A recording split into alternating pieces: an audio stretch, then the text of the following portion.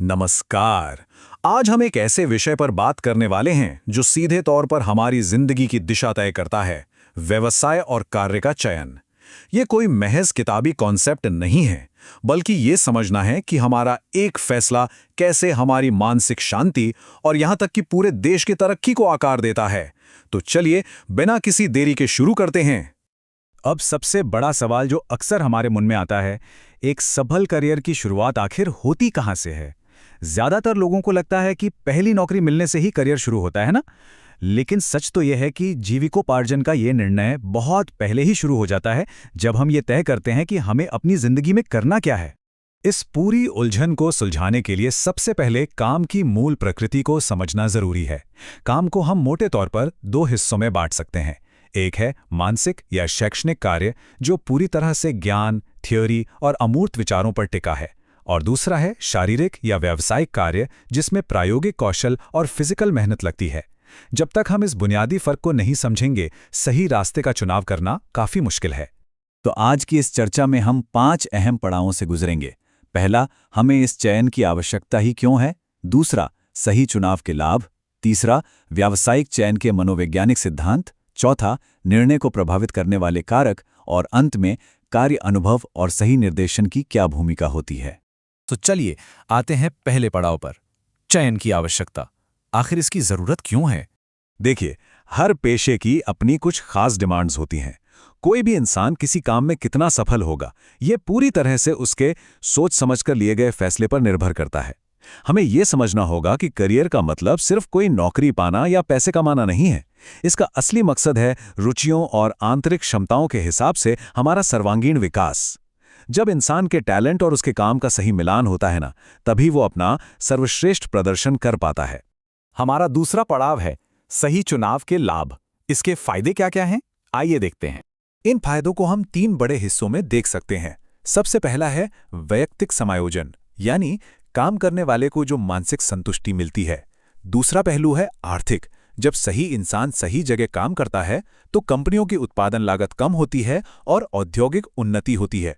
और तीसरा, जो शायद सबसे जरूरी है, राष्ट्रीय विकास। एक मजबूत और सही वर्कफोर्स ही किसी देश की समृद्धि की नींव रखता है। मतलब एक सही फैसला सिर्फ एक इंसान की नहीं, बल्कि पूरे देश की तस्वीर बदल सकता है।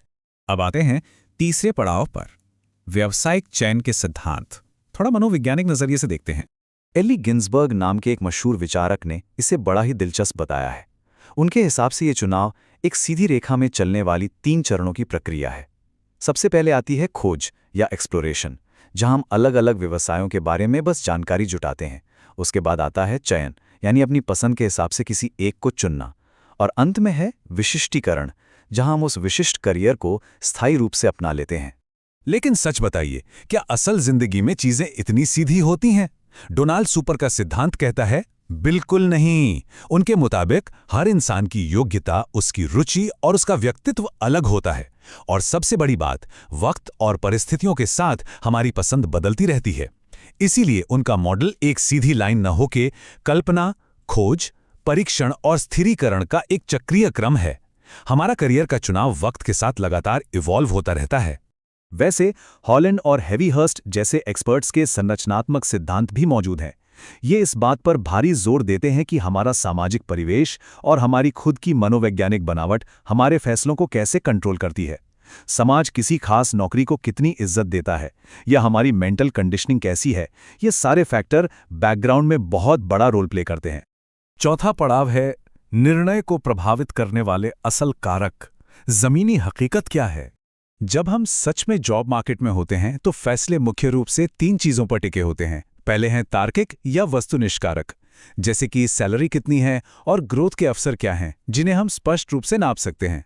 दूसरे हैं व्यक्तिपरक कारक, जैसे कि उस काम का सोशल स्टेटस क्या है, जो हमें मनोवैज्ञानिक संतुष्टि देता है। और तीसरा है महत्वपूर्ण संपर्क, यानी इंटरव्यू या हायरिंग प्रोसेस के दौरान उस संस्था के साथ हमारा अनुभव और व्यवहार कैसा रहा। ये इंटरैक्शन बहुत कुछ तय कर देता है। और अब हमारा आखिरी पड़ाव, कार्य अनुभव और निर्देशन। इस बात को 1964-65 का शिक्षा आयोग की रिपोर्ट ने बहुत ही सटीक ढंग से समझाया था। उनके अनुसार कार्य अनुभव का असली मतलब है वास्तविक जीवन की स्थितियों के समान किसी उत्पादक कार्य में भागीदारी। आसान शब्दों में कहें तो सिर्फ क्लासरूम और किताबों तक सीमित रहना काफी नहीं है। जब तक छात्रों को असली दुनिया की चुनौतियों और समाजोपयोगी कार्यों से नहीं जोड़ा जाएगा, तब तक शिक्षा अधूरी है। और ठीक यहीं पर व्यावसायिक निर्देशन की भारी जरूरत महसूस होती है। एक बेहतरीन गाइडेंस का लक्ष्य क्या है? इसका काम है सही पाठ्यक्रम चुनने में मदद करना, योग्यताओं की सटीक जानकारी देना, मन के सारे भ्रम दूर करना और सबसे जरूरी, भविष्य की चुनौतियों से निपटने के लिए स्वरोजगार हेतु प्रेरित करना। अगर हम आज के आधुनिक शिक्षण संस्थानों की बात करें, तो वे लगातार इसी कोशिश में लगे हैं। वे अपने गाइडेंस और प्लेसमेंट सेवाओं के जरिए रोजगार के अवसरों और प्रवेश के नियमों की एकदम सटीक जानकारी देते हैं। एक तरह से देखा जाए तो ये संस्थान शिक्षा और असल रोजगार के बीच एक बहुत ही मजबूत सेतु बनाने का काम कर रहे हैं। तो चयन की अहमियत से लेकर इन संस्थागत प्लेसमेंट सेवाओं तक हमने इस पूरे सफर को समझा। लेकिन चर्चा खत्म करने से पहले ये एक ऐसा सवाल है जिस पर हम सबको विचार करना चाहिए। क्या हमारी आज की पूरी शिक्षा प्रणाली वाकई में इतनी तैयार है कि वो हर छात्र को उसके एकदम आदर्श व्यवसाय तक पहुंचा सके, या फिर अभी भी इस सिस्टम में कुछ बहुत बड़े सुधारों की दरकार है?